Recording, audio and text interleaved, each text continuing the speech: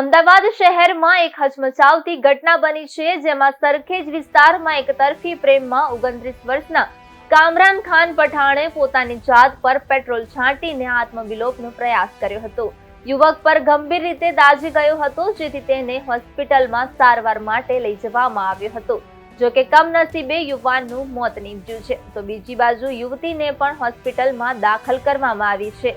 હાલ આ અંગે પોલીસે ગુનો નોંધીને વધુ તપાસ હાથ ધરી છે. ત્યારે શહેરના ફતેવાડીમાં રહેતી 28 વર્ષની યુવતી સરખેજમાં આવેલી હોસ્પિટલમાં નોકરી કરે છે. છેલ્લા 6 મહિનાથી તેના જ વિસ્તારમાં રહેતો કામર ખાન પઠાણ નામનો યુવક કથિત રીતે તેની 6 મહિનાથી સતત પજવણી કરી રહ્યો હતો.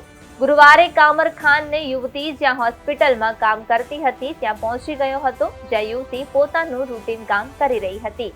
આ દરમિયાન કામરાન અને યુવતી વચ્ચે બોલાચાલી થઈ હતી, જે બાદ કામરાને પોતાની સાથે લાવેલી પેટ્રોલની બોટલ કાઢીને પોતાના પર છાંટીને લાઇટર લગાવી દીધું હતું. આ યુવાને આત્મવિલોપનો પ્રયાસ કર્યો હતો.